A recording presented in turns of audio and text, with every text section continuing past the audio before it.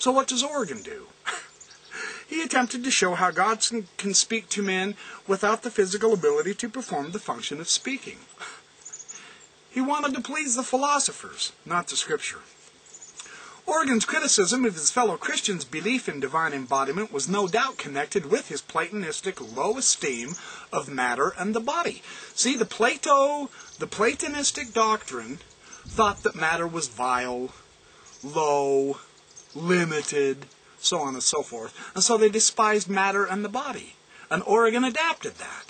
But the early Christians knew that the glorious body was magnificent. As Tertullian said, the axis of salvation is the flesh. And Tertullian, I'll get to him soon.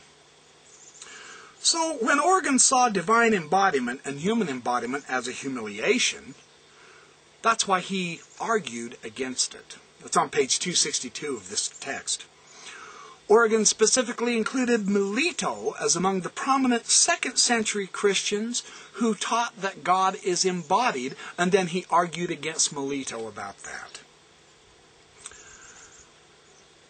In fact, he says, Melito, he's quoting Melito, and he says, here's what Melito said. And God said, let us make man in our image and likeness. Now this is in the 2nd century, Melito's doctrine. This scripture, let us make man in our image and our likeness. We must determine beforehand where the image resides, whether in the body or in the soul. And let us first see what evidences the first writers on the subjects used. Among these was Melito, who has left treatises asserting the corporeality of God. That's Origen saying that. I thought it was Melito, it's Origen. And then Origen in his commentary says, he continues his polemics against Christian anthropomorphites. He says, those members of the church who say that the corporeal form of man is the image of God. That's who Origen was fighting against. He was not elaborating true Christian doctrine in his writings. He was arguing against it. Origen's testimony is further corroborated by Gennadius, who, writing in about AD 425, now we're 200 years later than Melito. Gennadius was affirmed that Melito was responsible for a sect of the Christians who followed him in the belief that the body of man is in the image of the body of God. Furthermore, since the doctrine of divine incorporeality eventually became Christian orthodoxy, it wasn't orthodox from the start. That is, false assumptions on Christians' parts today. Eventually it did become Christian orthodoxy. The fact that Melito taught God's corporeality could help explain why his writings disappeared. We only have fragments of several of his works now. He was a very prolific writer. Finally, it was Origen who preserved the testimony of Celsus, the 2nd century Middle Platonist and non-Christian, who wrote a comprehensive critique of Christianity. Now, Celsus, as a Platonist, was arguing against Christianity. And it's known only through quotations in Origen's work, Contra Celsum, composed 70 years later. Celsus attempted to demonstrate the inadequacy of the Christian doctrine, especially the Christian doctrine of God, on the basis of assumptions drawn from the Platonistic philosophical theology. The doctrine that Celsus disagreed with was the crude doctrine, the early Christian crude doctrine, of God having a body.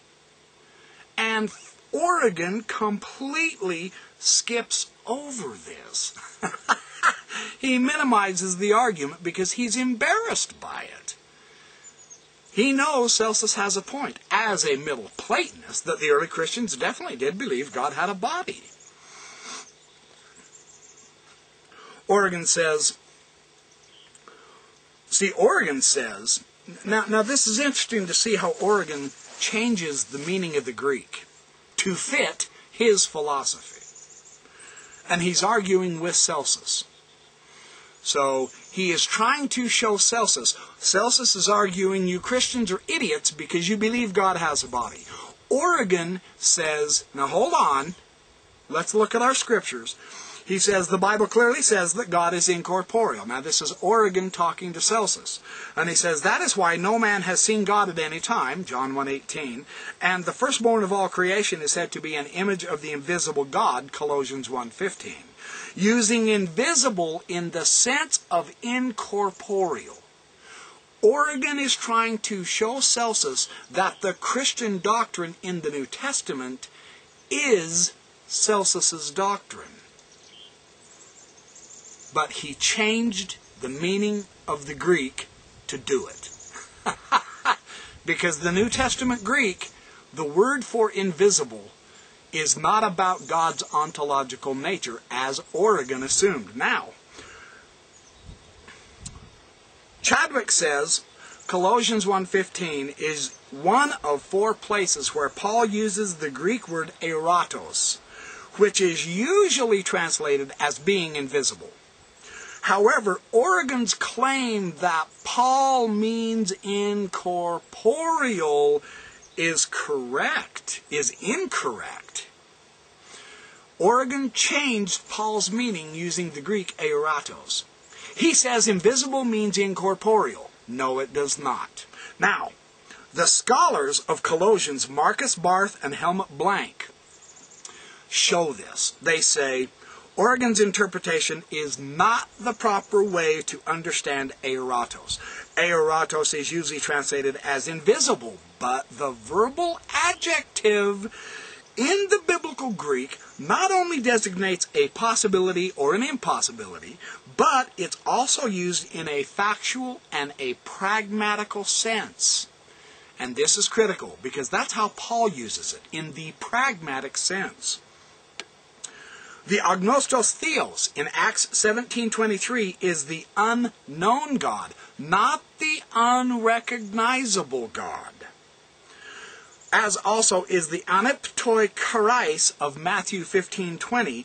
These are the unwashed hands, not the unwashable hands.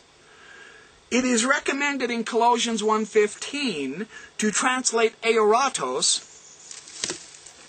We need to translate the word eiratos in the pragmatic sense, so that this corresponds to the Old Testament usage, because there is no Hebrew equivalent for the word eiratos, meaning invisible and incorporeal.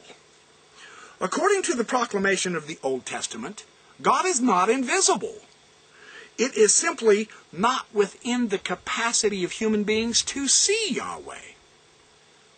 It is unlikely that Paul fostered different notions and cannot be demonstrated. In 1 Corinthians 13:12, he speaks of a time when we will no longer look as though through a mirror, but rather from face to face. So obviously, Paul himself does not presuppose an invisible God. And they further note, Paul was not then suggesting that God is inherently unseeable. What Paul is teaching by claiming God is invisible is that he is presently unseen. Whether humans can see or have seen God is a separate issue, because even if no man has ever seen God the Father, this fact in no way proves that God is incorporeal. It just proves that he's not seen. Very interesting, isn't it? When we go to the biblical Greek, we understand the actual accurate corporeality of God.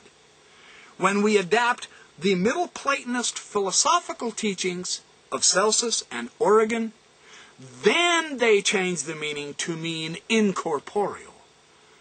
But that is not the biblical meaning of the biblical Greek.